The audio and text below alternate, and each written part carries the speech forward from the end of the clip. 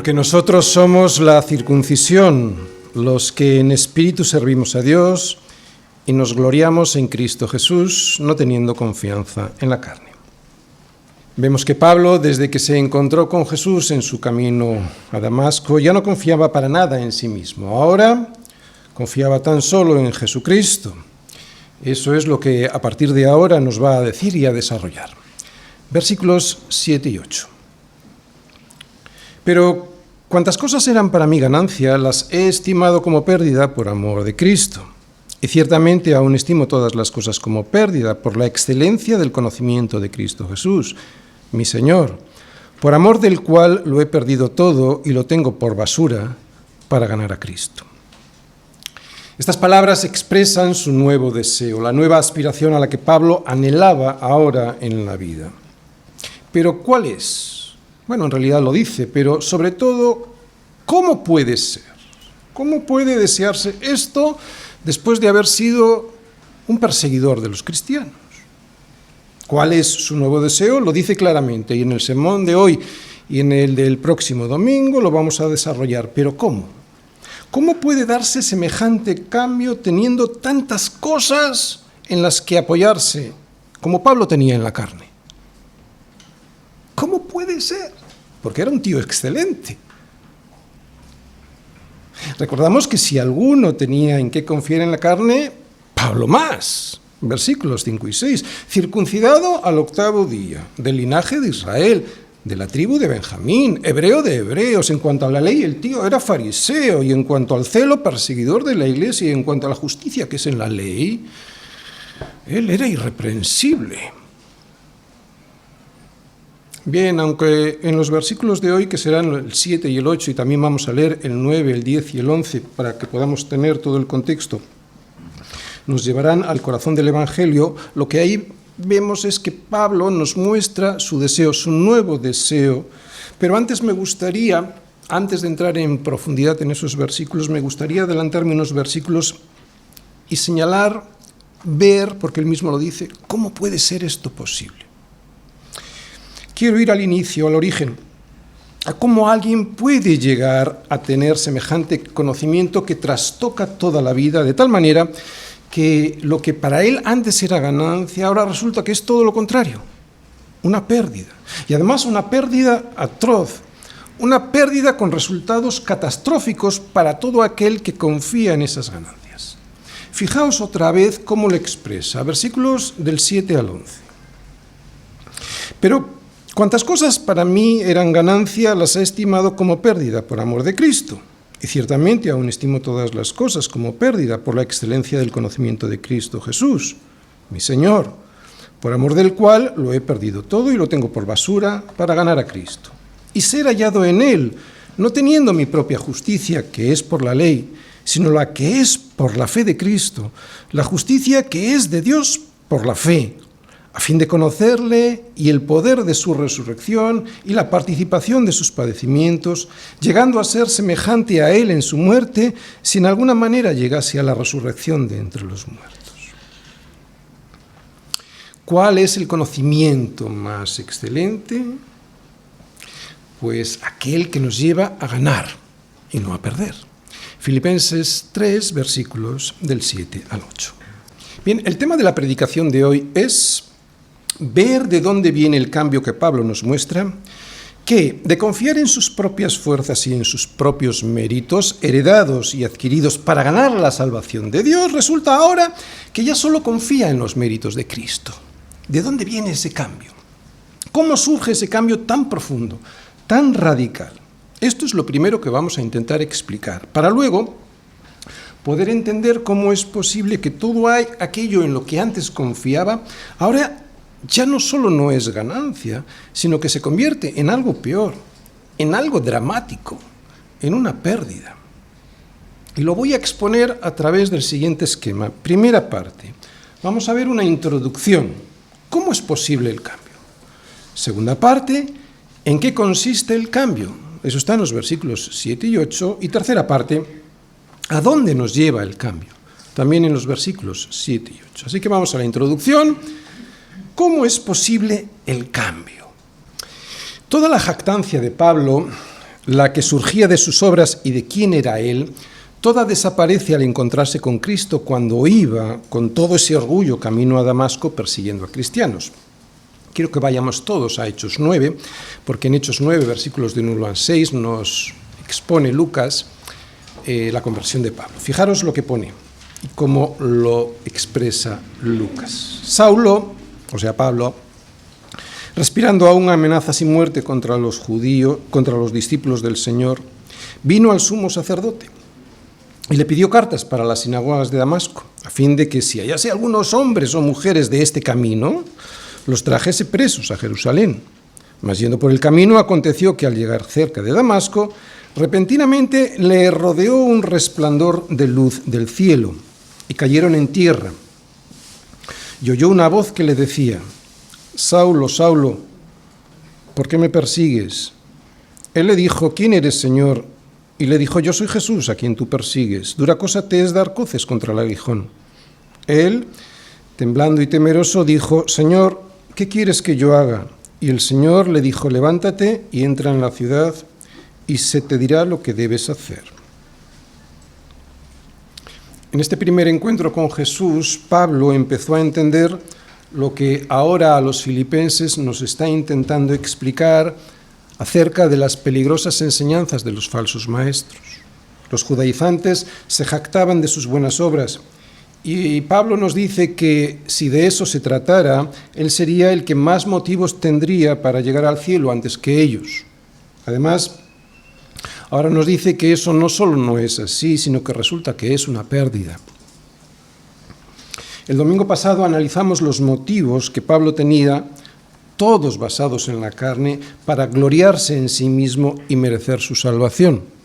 Bien, pues con esta descripción lo que él quiere es hacer un fuerte contraste entre las falsas enseñanzas de los judaizantes y el verdadero evangelio de Cristo.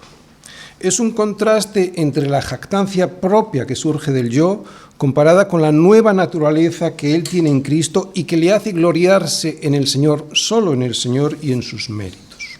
Pero, ¿qué le ocurrió en el camino a Damasco? ¿Qué le reveló el Señor para que Pablo cambiase tan radicalmente su postura sobre un asunto tan importante y que afecta directamente a la salvación? Hay asuntos teológicos que no afectan a la salvación ni a la santidad, como por ejemplo todos los temas sobre escatología. Otros afectan a la santidad, pero no a la salvación. Y en estos temas los pastores tenemos que tener las cosas muy claras y ser muy claros para que la congregación no caiga en los errores que afecten a su santidad. Pero hay otros asuntos que afectan directamente a la salvación y aquí debemos de ser extremadamente contundentes a la hora de exponer el error a través de la palabra. Los falsos maestros ponen el énfasis en las obras que hay que hacer para ayudar al sacrificio perfecto y completo de Cristo en la cruz. Y ese error lleva a situar tus esperanzas en ti mismo y en tus obras en la carne. Yo hago y tú no, yo puedo y tú no, en vez de confiar única y absolutamente en la obra perfecta de Cristo en la cruz.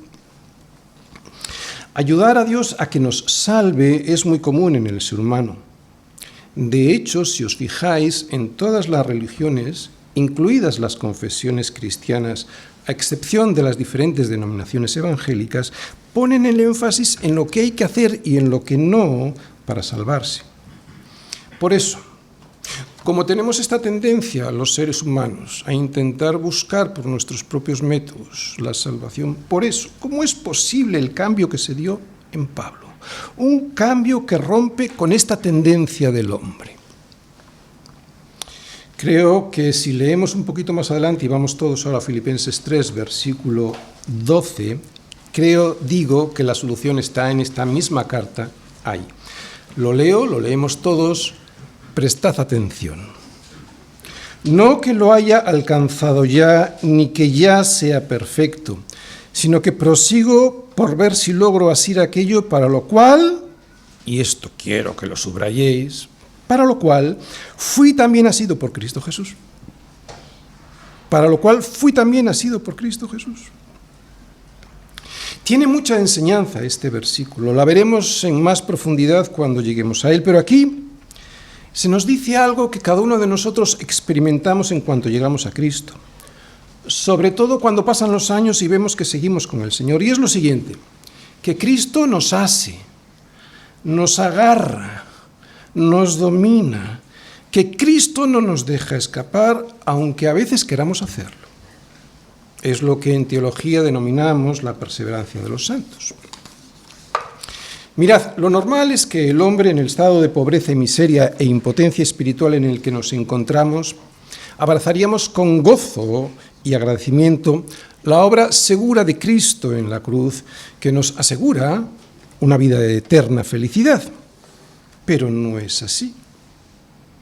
Resulta que si no obra Dios en nosotros forzándonos a entrar, sistemáticamente le rechazamos y despreciamos su regalo. Es lo que acabamos de leer ahí. Es Él haciéndonos primero. La gracia de Dios, salvándonos y haciéndonos perseverar, es algo tan contrario a lo que el hombre ve en su vida diaria que se le hace imposible creer que sea esto la verdad. ¿Por qué? Mirad, todos nosotros vemos día a día que se nos trata de acuerdo a nuestras obras y nuestros méritos, ¿sí o no? En el colegio, si haces bien las cosas, pues se te compensa, y si las haces mal, en el trabajo igual, ¿verdad? Otra vez, día a día vemos que se nos trata de acuerdo a nuestras obras y a nuestros méritos. Por eso nos esforzamos, pensamos lo mismo con Dios, por eso nos esforzamos en satisfacer lo que creemos que Dios quiere. El problema que hay con la ley de Dios es que es imposible cumplirla para salvación. Por eso, si Él no interviene haciéndonos, nada podríamos hacer en nuestras fuerzas.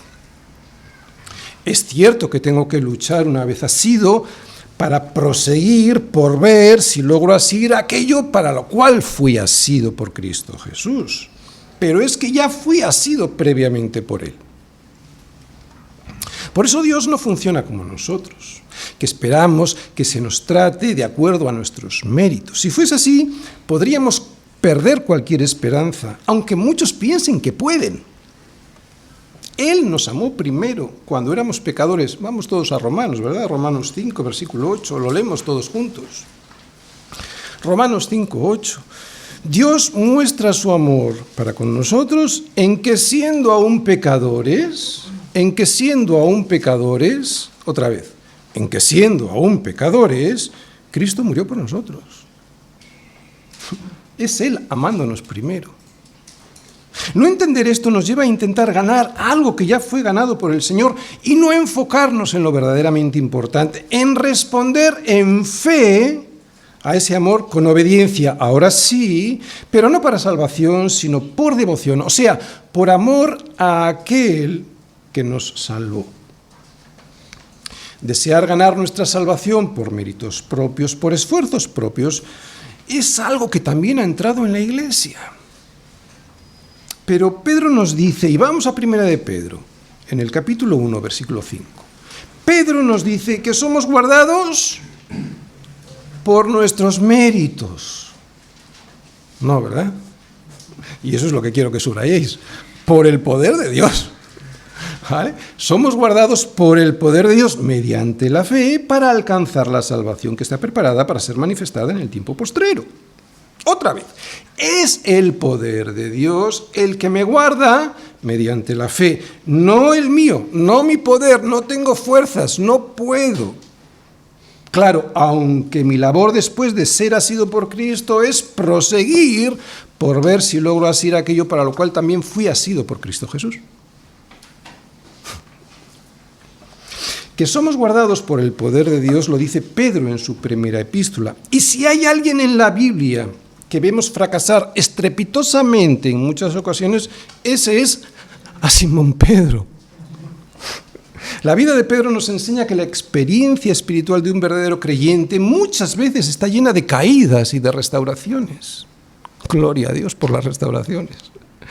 Pero como él mismo nos dice, es el poder de Dios el que nos guarda. Simón, Simón, le dijo en una ocasión Jesús, he aquí Satanás os ha pedido para zarandearos como a trigo, pero yo he rogado por ti para que tu fe no falte. no para que el diablo deje de zarandearte, no, por eso no he pedido. He pedido para que tu fe no falte. Ahí está intercediendo Jesús para que nuestra fe no falte. Es la fe lo que no tiene que faltar, porque somos guardados por el poder de Dios mediante la fe. Las dos cosas vienen de Dios, su poder y la fe, para alcanzar la salvación que está preparada para ser manifestada en el tiempo postrero. También esa fue la experiencia del apóstol Pablo cuando iba camino a Damasco. Todo orgulloso él porque era fariseo y pensando que le hacía un favor a Dios persiguiendo a cristianos. Allí iba, arrogante, jactancioso, gloriándose en sí mismo, pero resulta que en ese momento fue derribado y asido por Cristo Jesús. Y es aquí donde se produce el cambio, un cambio que permanece en el tiempo. Vio una luz como jamás había visto, una luz que le derribó de su soberbia, pero que al mismo tiempo le asió, le agarró, le tomó para siempre. Y desde entonces, dice Pablo, intenta asir aquello por lo cual fue asido. ¿Qué es lo que nos encontramos en este evento y que podemos ver en Pablo y también en nosotros? El principio de una nueva vida, el comienzo de algo que implica que somos tomados por alguien del que no nos podemos soltar, todo lo contrario, que somos asidos por alguien del que queremos seguir estando asidos. Esto es el cristianismo, no es un interés filosófico o ideológico por unas ideas que nos atraen más o menos y a las que nosotros nos acercamos. No somos nosotros los que nos hemos acercado. Es Cristo quien nos toma cuando vamos caminando en nuestra propia opinión y somos atrapados por Él. Eres cristiano cuando eres consciente de haber sido tomado, capturado por Cristo y ya eres incapaz de soltarte de Él. Más aún, le pedimos que no nos suelte nunca, porque la luz que nos derribó de nuestra soberbia nos hizo ver que íbamos directos al abismo. Eso es el cristianismo, Dios haciéndonos y mostrándonos quiénes somos. ¿Lo habéis sentido así? Como que alguien nos domina de tal manera que ya es imposible escapar. Es cierto que a veces por nuestra necedad y por nuestra rebeldía nos gustaría liberarnos. A mí me ha pasado y yo creo que a todos también.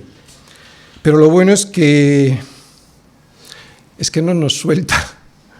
Que no nos suelta porque ya hemos sido agarrados por el Señor. Estamos firmemente asidos por Él, anclados en la roca que es Cristo.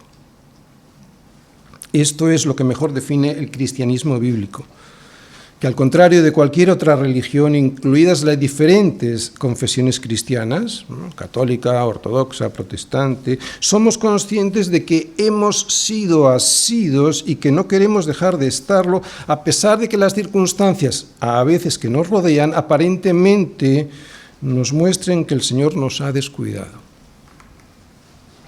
Pero sabemos que no es así, que es necesario ser afligidos en diferentes pruebas. ¿Para qué? Para que sometida a prueba vuestra fe, mucho más preciosa que el oro, el cual, aunque perecedero, se prueba con fuego, sea hallada esta fe, después de ser probada, en alabanza, gloria y honra cuando sea manifestado Jesucristo. Y la primera pregunta que nos podríamos hacer es: ¿mi fe es como un complemento que me acompaña, pero que puedo dejar aparcado en cualquier momento, como se deja una corbata o un sombrero? Porque esto es importante, porque yo puedo desabrocharme esta corbata y seguir siendo yo. Si mi fe es como este complemento, malo. Otra vez, ¿es mi fe como un complemento que me acompaña, pero que puedo dejar aparcado en cualquier momento como se deja una corbata o un sombrero, o es algo que me domina? Algo que no puedo abandonar, aunque a veces quisiera hacerlo. Y no puedo porque sé que su amor me ha atrapado y sería una necedad inútil escapar.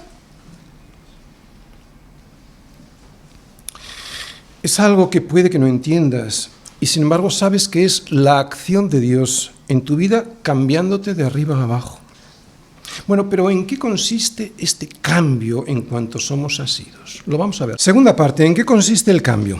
Pero cuantas cosas eran para mí ganancia, las he estimado como pérdida, ahí está el cambio, ¿verdad? Por amor de Cristo. Y ciertamente aún estimo todas las cosas como pérdida, por la excelencia del conocimiento de Cristo Jesús, mi Señor, por amor del cual lo he perdido todo y lo tengo por basura para ganar a Cristo.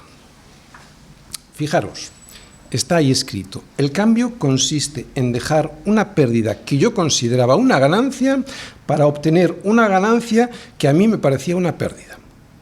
Es un cambio radical, es darle la vuelta al calcetín, ¿verdad?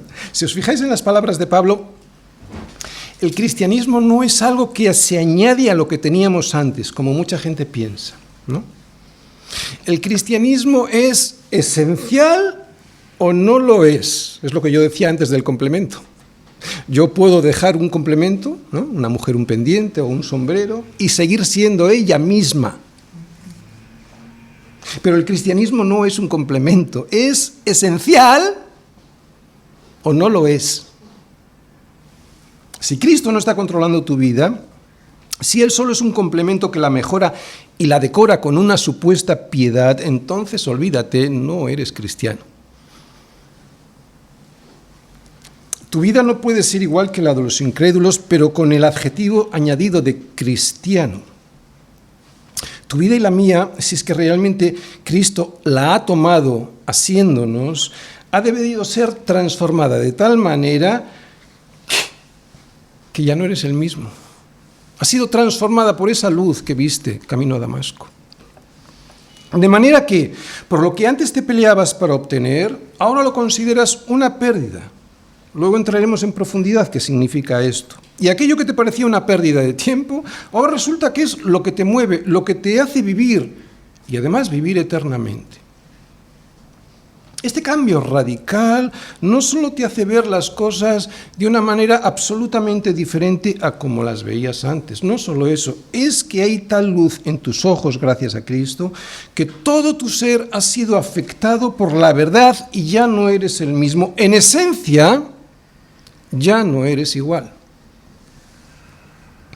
Pablo es todavía más claro cuando le dice esto mismo a los corintios. 2 Corintios 5:17, de modo que si alguno está en Cristo, nueva criatura es. Las cosas viejas pasaron y aquí todas son hechas nuevas. Somos esencialmente diferentes. Pero ¿cuáles son estas todas cosas viejas que ya pasaron y que tan diferentes son? Pues Pablo nos responde en los versículos 7 y 8 de la siguiente manera. Miraros, el Señor le mostró una idea completamente diferente de sí mismo, de Dios y de la vida. Aunque antes esto lo vamos a ver ahora, ¿no? Lo que le mostró a Pablo, una idea completamente diferente de sí mismo, de Dios y de la vida. Pero antes quiero intentar definir lo mejor posible cuál es la pérdida de la que Pablo nos habla, para luego averiguar cuál es la ganancia. La luz que trae el Evangelio a nuestra vida es de tal magnitud que le da una bofetada enorme a nuestro ego y solo por la misericordia de Dios podemos soportarla para bien. Eso es lo que hace la palabra en nuestra vida.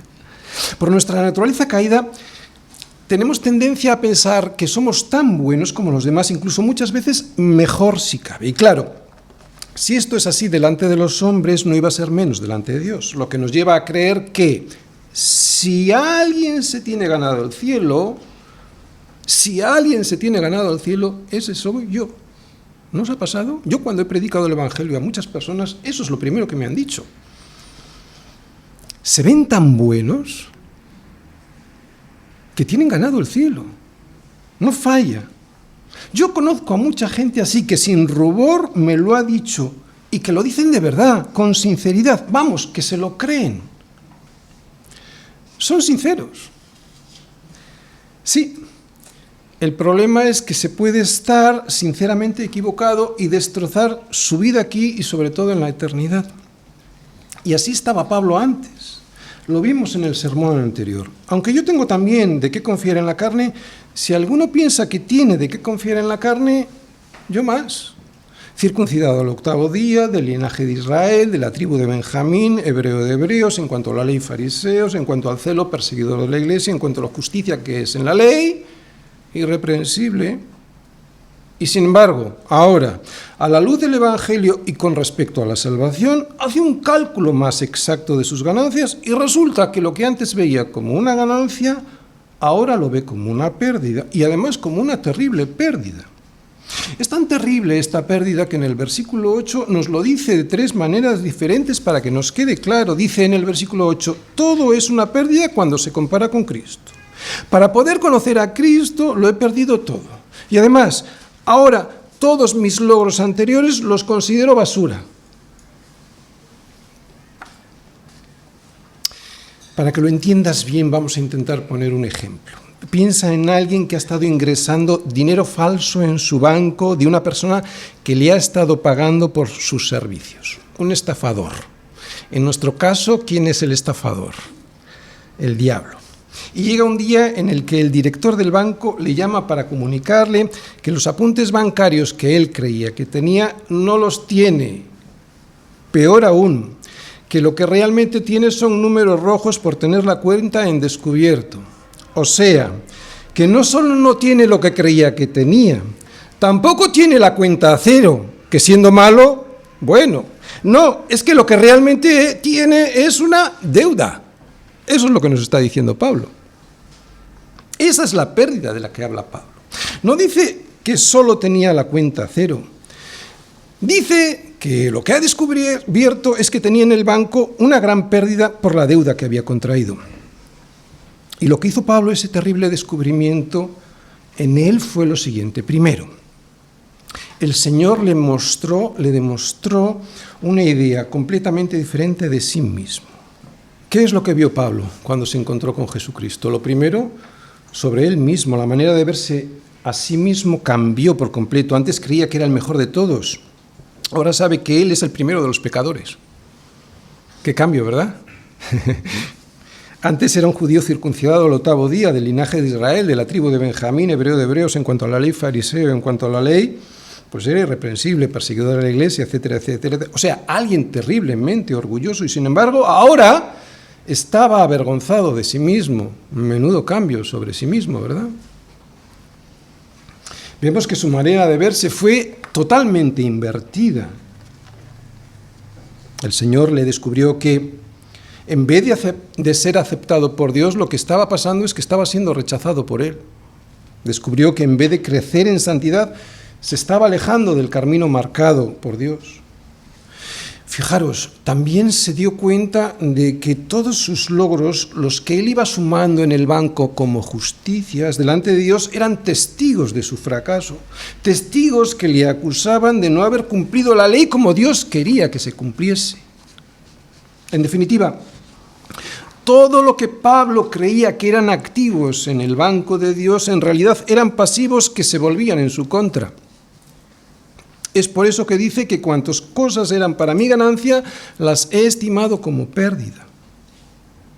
Y para nosotros no ser conscientes de esto día a día y cada día más, y llamarme cristiano, es una señal de que las cosas no van bien en mi vida.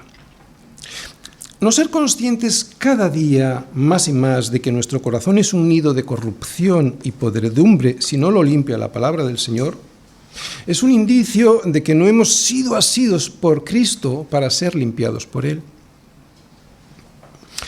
Pablo podría presumir delante de cualquiera de ser el mejor en todo. Era un tipo intelectualmente brillante y con una preparación teológica en el judaísmo que haría palidecer al más capacitado, al más competente y especializado de su época.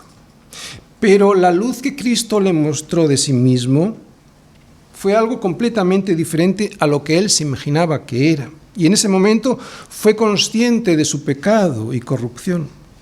Solo alguien iluminado por Dios de esta manera puede decir: miserable de mí, ¿quién me librará de este cuerpo de muerte? Solo alguien iluminado por Dios puede decir esto. Solo alguien que ha experimentado semejante transformación, solo alguien que ha visto a Cristo y su perfecta su justicia, puede llegar a decir que sus anteriores logros eran skúbalon, lo que significa en griego es literalmente excremento. Estamos adentrándonos en el centro del Evangelio, el corazón mismo de la revelación cristiana. ¿Quién soy yo quién es Dios y de qué se trata la vida. Y en este primer punto que estamos viendo, ¿quién soy yo?, Pablo nos muestra que todo, comparado con Cristo, es una auténtica basura. Tenemos una idea completamente diferente de nosotros mismos ahora que cuando nos entregamos al Señor. Más aún, somos conscientes cada día más de la terrible podredumbre que anida en nuestro corazón si no la limpiamos día a día con la palabra de Dios. Pero además de tener una idea completamente diferente sobre sí, como resultado de esta revelación de Dios, también vemos que Pablo tiene una idea muy diferente sobre quién es Dios. Lo vemos. Segundo, una idea completamente diferente de Dios. Bien, Pablo ya no piensa que Dios es un Dios distante y con el que se relaciona a través de ritos y mandatos. Ahora sabe que es un Dios de amor y que puso su vida para que él pudiese salvarse. Que la ley le condenaba, pero Dios ahora mismo cumplió por él para que su vida fuese también suya. Que la ley le condenaba, pero que Dios murió, o sea, Cristo murió por él para que no tuviese que morir eternamente. Que la ley le condenaba, pero que Cristo resucitó para que él pudiese tener vida juntamente con él. O sea, que la ley le condenaba en todo, pero Cristo cumplió la vida, la muerte y la resurrección para que fuese liberado en él. Ya es otro Dios completamente diferente al que él pensaba. Ya no se relacionó con él de manera fría, distante y ritual. Antes lo hacía presentando sus propias justicias como méritos, como si Dios le debiese algo por ello, pero ahora se humilla ante él y vemos que dice en el versículo 8 que Cristo Jesús es su Señor. Otra vez, otra pregunta para nosotros. ¿Es esta nuestra idea de Dios y nuestra relación con él? Porque a Pablo, el tener una idea de sí mismo y de Dios tan completamente diferente a la que tenía, le lleva a descubrir, y es lo que vamos a ver ahora, una vida también radicalmente diferente. Ve la vida ahora como Dios quiere que la veamos. Tercer punto. Una idea completamente diferente de la vida. Pablo tiene una idea de la vida completamente diferente y también del propósito de la vida. Antes era un tipo preparado y bien situado entre la jerarquía judía, fariseo y un maestro de la ley con sus contactos bien unidos para poder ir ascendiendo socialmente. Pero ahora nos dice que para él vivir es Cristo y el morir es ganancia. Ya no tiene más motivaciones en la vida que Cristo mismo. No son las mismas motivaciones que antes, ¿no? Al único que aspira es a conocer, y esto lo vamos a ver en la tercera parte, a conocer cada día más a Cristo y servirle. Así que la idea de la vida y el propósito de la vida para él ya no es el mismo. El de la muerte tampoco.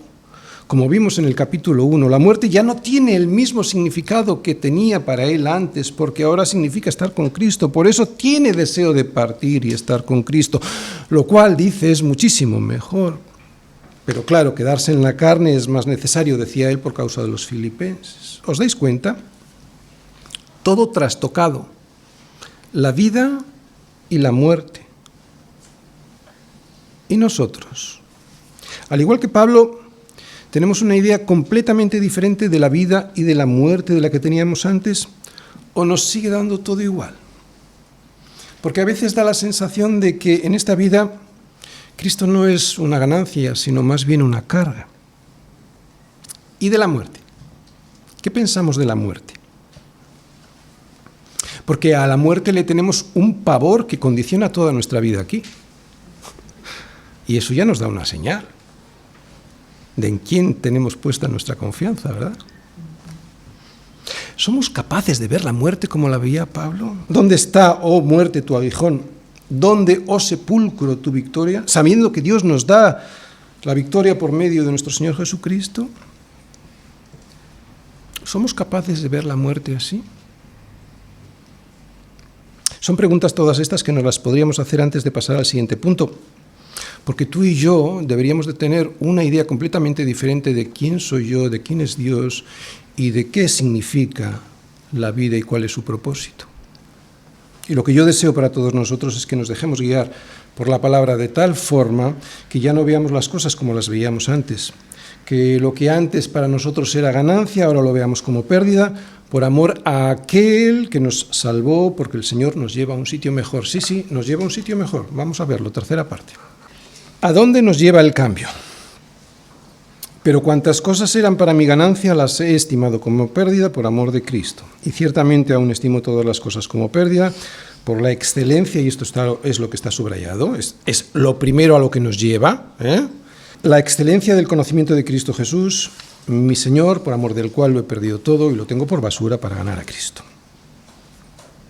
Bien, decíamos, ¿cuál es la pregunta? ¿A dónde nos lleva el cambio experimentado en nuestra conversión y el sostenimiento de nuestra conversión? Porque no solo ha habido una conversión, también hay un sostenimiento en esa conversión, un sostenimiento que lleva a cabo el Señor al asirnos para siempre. ¿Dónde está el cambio? ¿Dónde nos lleva el cambio?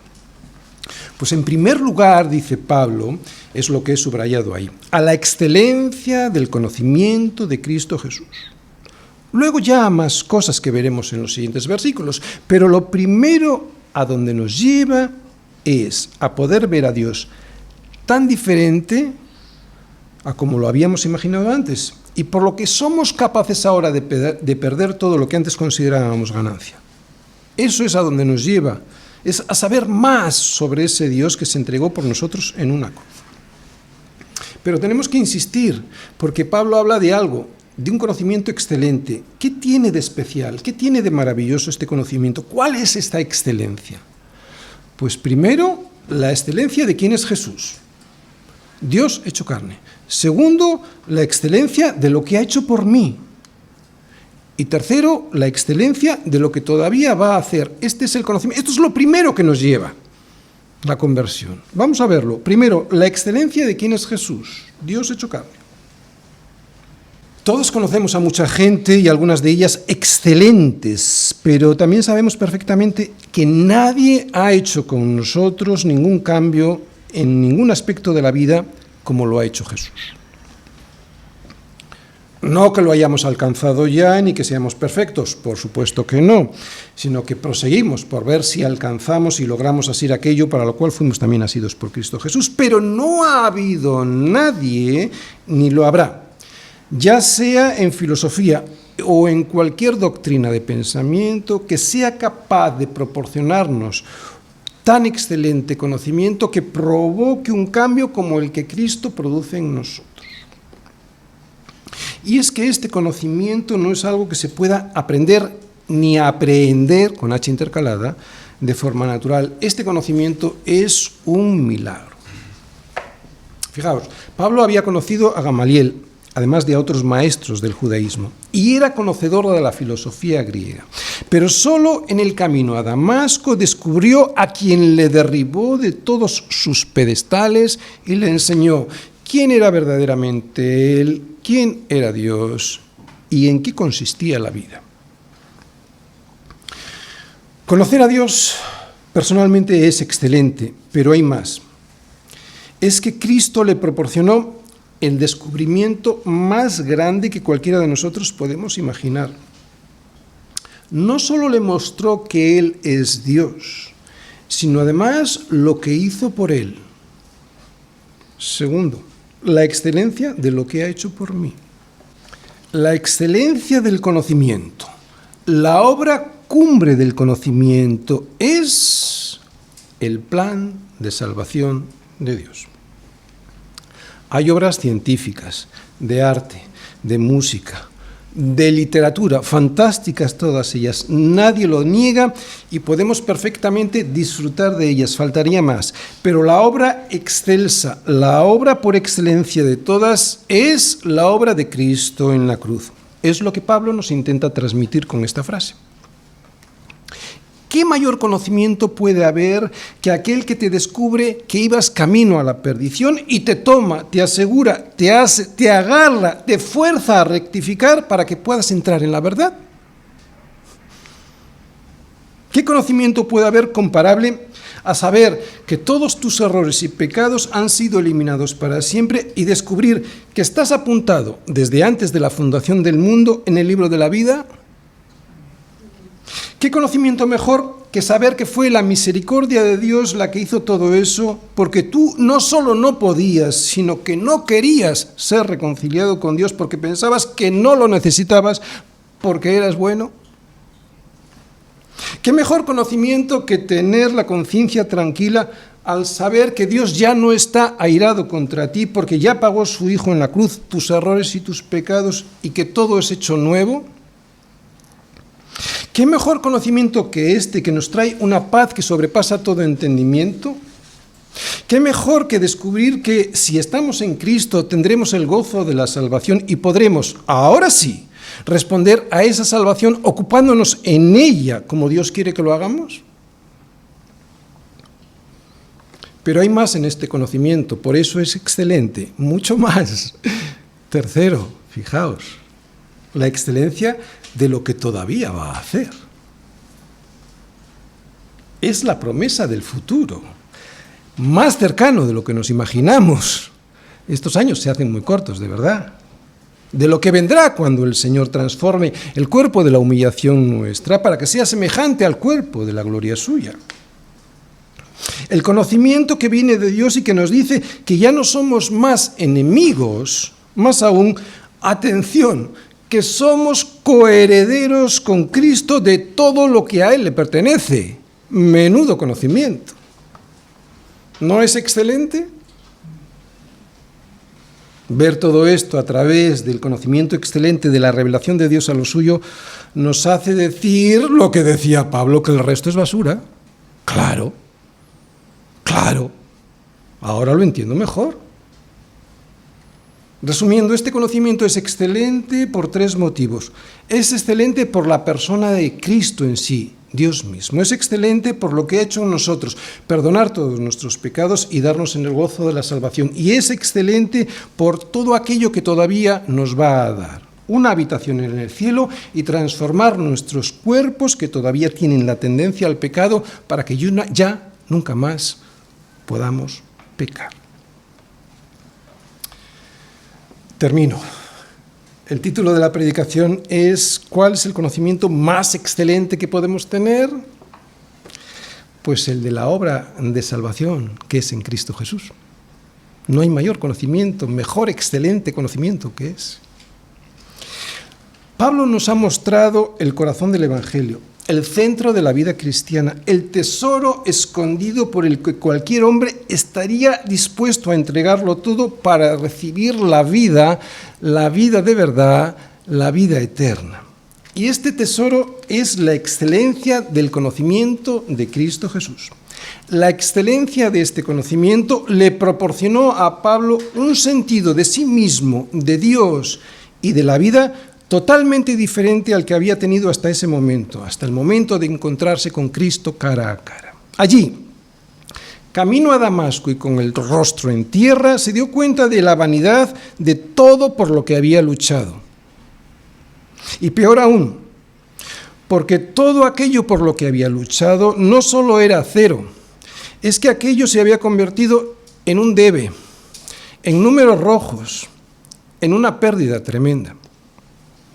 Allí descubrió que la salvación no se puede ganar, que la salvación no se puede merecer, que la salvación no se puede comprar con obras de justicia que yo pueda hacer, que la salvación solo viene del Señor y solo Él me puede asir para que yo después pueda anhelar seguir siendo asido. ¿Has sido asido de esta manera? ¿Eres consciente de que ya nunca más podrás dejar de querer alcanzar aquello para lo cual fuiste asido? ¿Te sientes atrapado por Dios? Y esto es muy bueno, porque hay gente que dice, esto es muy bueno porque si Dios no te ha atrapado con sus cuerdas de amor, malo, no podrás desear seguirle hasta su monte santo. Somos incapaces, inútiles, insuficientes en nuestras propias fuerzas. ¿Te has dado cuenta que fuiste tomado y que no fuiste tú el que se asió al Señor? Es tan excelente este conocimiento que has recibido del cielo que serías capaz de dejar cualquier cosa que se interponga entre el Señor y tú antes que dejarle. Es fácil decir que sí, pero ¿qué tal un trabajo? un trabajo que nos provoque pues abandonar al Señor, o ¿no? Una relación que deseas pero que es tóxica por equivocada, o una carrera, una promoción profesional que no corresponda. Deseo que esto sea así, porque entonces nuestra opinión sobre nosotros, sobre Dios y sobre la vida será la correcta y solo nos quedará actuar en consecuencia. Amén.